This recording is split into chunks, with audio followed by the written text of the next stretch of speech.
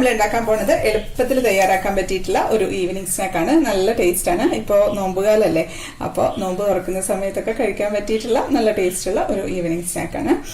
വളരെ കുറച്ച് ഇൻഗ്രീഡിയൻസ് മാത്രമേ ഉള്ളൂ, എളുപ്പത്തിൽ തയ്യാറാക്കാം. അപ്പോൾ നമുക്ക് റെസിപ്പി കാണാം. വീഡിയോ തുടങ്ങുന്നതിന് മുമ്പ് ഒരു കാര്യം പറഞ്ഞോട്ടെ. ഇപ്പോഴും വളരെ കുറച്ച് പേർക്ക് മാത്രമേ ചാനൽ നോട്ടിഫിക്കേഷൻസ് കിട്ടുന്നുള്ളൂ. അതുകൊണ്ട് നോട്ടിഫിക്കേഷൻസ് കിട്ടാത്തവർ ഇടയ്ക്കൊന്ന് യൂട്യൂബിൽ ചിക്കൂസ് ഡൈൻ ഒന്ന് സെർച്ച് ചെയ്ത് നോക്കണേ. എന്നിട്ട് ചാനൽ ക്ലിക്ക് ചെയ്യുകയാണെന്നുണ്ടെങ്കിൽ നമ്മുടെ ചാനൽ കയറാൻ സാധിക്കും. അവിടെ വീഡിയോസ് ക്ലിക്ക് ചെയ്താൽ ലേറ്റസ്റ്റ് ആയിട്ടിട്ടുള്ള എല്ലാ വീഡിയോസും കാണാൻ സാധിക്കും. ഒന്നും മിസ് ചെയ്യില്ല എന്ന് ഞാൻ വിശ്വസിക്കുന്നു. പിന്നെ സബ്സ്ക്രൈബ് ചെയ്യാത്തവർ ഒന്ന് സബ്സ്ക്രൈബ് ചെയ്തേക്കണേ. അപ്പോൾ നമുക്ക് റെസിപ്പിയിലേക്ക് പോവാം.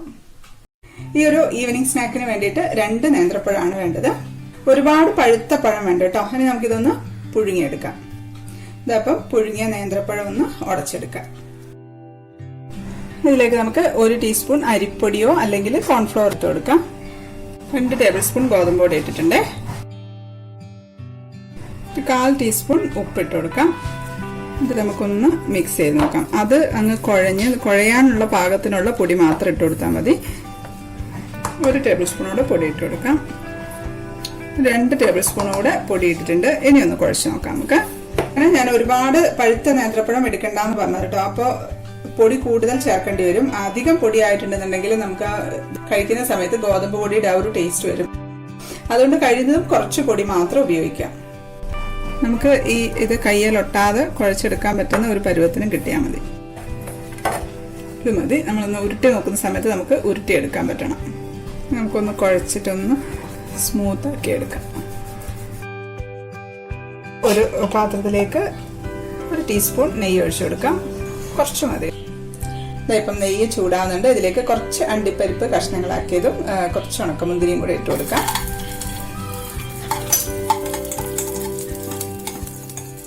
ഇപ്പോൾ അത് മൂത്ത് വന്നിട്ടുണ്ട്. ഇനി നമുക്കതിലേക്ക് 3 ടേബിൾ സ്പൂൺ തേങ്ങ ഇട്ട് കൊടുക്കാം. ഇതിലേക്ക് 1.5 ടേബിൾ സ്പൂൺ പഞ്ചസാര ഇട്ടിട്ടുണ്ട്. ഇതൊന്ന് നമുക്ക് ഒന്ന് ചൂടാക്കിയെടുക്കാം. ഇപ്പോൾ ഇത് മതി. ഓഫാക്കാണ്. കുറച്ച് സമയം ഒന്ന് ഇളക്കി അതൊന്ന് മെൽറ്റ് ആയിട്ടുണ്ട്. അത്രയും മതി. ഇതിലേക്ക് ഒരു 2 ഏലക്ക കുറച്ച് പഞ്ചസാരയും കൂടെ ചേർത്ത് പൊടിച്ചതാണ്. അതോടെ ഇട്ട് കൊടുക്കാം. ചേർത്തൊന്ന് മിക്സ് ആക്കിയിട്ടുണ്ട്. ഇത് മതി. ഇത് നമുക്ക് കുറച്ച് ഗോതമ്പ് പൊടിയോ വെളിച്ചെണ്ണയോ ചേർത്തിട്ട് ഒന്ന് പരത്തിയെടുക്കാം. കഴിയുന്നതും എണ്ണ ഞാൻ കുറയ്ക്കാറാണ്. അതുകൊണ്ടാണ് ഞാൻ പൊടി ചേർത്ത് പരത്തുന്നത്. സൈഡ് ഒന്ന് കട്ട് ചെയ്ത് മാറ്റാം. ഇനി നമുക്കിതൊന്ന് കട്ട് ചെയ്തെടുക്കാം. സൈഡിൽ കട്ട് ചെയ്തത് പിന്നെയും നമുക്ക് പരത്തിയിട്ട് കട്ട് ചെയ്തെടുക്കാം കേട്ടോ. ഇതിപ്പോൾ ഞാൻ 5 ആയിട്ട് കട്ട് ചെയ്തെടുത്തിട്ടുണ്ട്. ഇനി നമുക്ക് തേങ്ങാക്കൂട്ട് സൈഡിലേക്ക് വെച്ചിട്ട് ഒന്ന് മടക്കിയിട്ട് സ്ക്വയർ ഷേപ്പിലാക്കി എടുക്കാം. ഇതിപ്പം ഇങ്ങനെ ചെയ്യണമെന്നില്ല കേട്ടോ. വെറുതെ തേങ്ങയും പഞ്ചസാരയും ഏലക്കാപ്പൊടിയും കൂടെ മിക്സ് ചെയ്ത് എടുത്താലും മതി. ആദ്യം ഞാൻ ചെയ്ത സമയത്ത് അങ്ങനെയായിരുന്നു ചെയ്തത്. അത് നല്ല ടേസ്റ്റ് തന്നെയായിരുന്നു.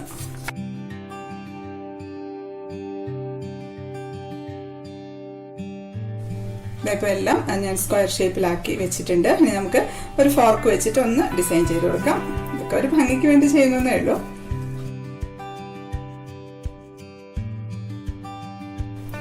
ഇപ്പം എല്ലാം റെഡി ആയിട്ടുണ്ട്. ഇനി നമുക്കിതൊന്ന് ഫ്രൈ ചെയ്തെടുക്കാം. ഷാലോ ഫ്രൈ ചെയ്താൽ മതി കേട്ടോ. ഒരു പാനിലേക്ക് വെളിച്ചെണ്ണ ഒഴിച്ചു കൊടുക്കുകയാണ്. നമുക്കിതൊരു ലോ മീഡിയം ഫ്ലെയിമിൽ ഫ്രൈ ചെയ്തെടുക്കാം. ഒരുപാട് ഹൈ ഫ്ലെയിമിൽ വെച്ച് പെട്ടെന്ന് ഫ്രൈ ആക്കരുത്. ഇപ്പം ആ സൈഡ് ആയിട്ടുണ്ട്. നമുക്കൊന്ന് തിരിച്ചിട്ട് കൊടുക്കാം. തിരിച്ചിട്ടതിന് ശേഷം സിമ്മിൽ വെച്ചാൽ മതിയേ.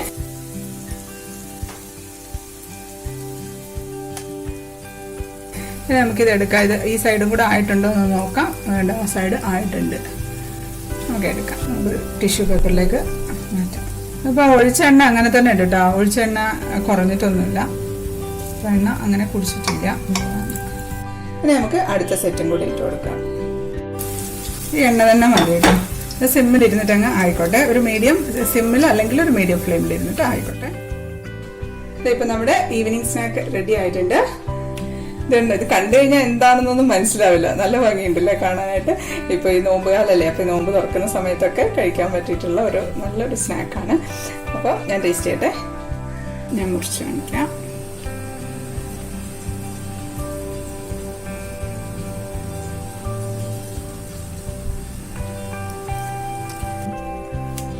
നല്ല ടേസ്റ്റ് ഉണ്ട് കേട്ടോ. അത്യാവശ്യം നല്ല ടേസ്റ്റുള്ള ഒരു ഈവനിങ് സ്നാക്ക് തന്നെയാണ്. എളുപ്പത്തിൽ കഴിഞ്ഞു. ഉണ്ടാക്കി നോക്കണം. വീഡിയോ ഇഷ്ടപ്പെട്ട ലൈക്ക് ചെയ്യാനും കമന്റ് ചെയ്യാനും ഷെയർ ചെയ്യാനും ഒന്നും മറക്കല്ലേ. സബ്സ്ക്രൈബ് ചെയ്യാത്തവര് ഒന്ന് സബ്സ്ക്രൈബ് ചെയ്തേക്കണേ. അപ്പൊ നമുക്ക് അടുത്തൊരു അടിപൊളി റെസിപ്പി ആയിട്ട് കാണാം. അതുവരേക്കും stay happy, stay positive. By.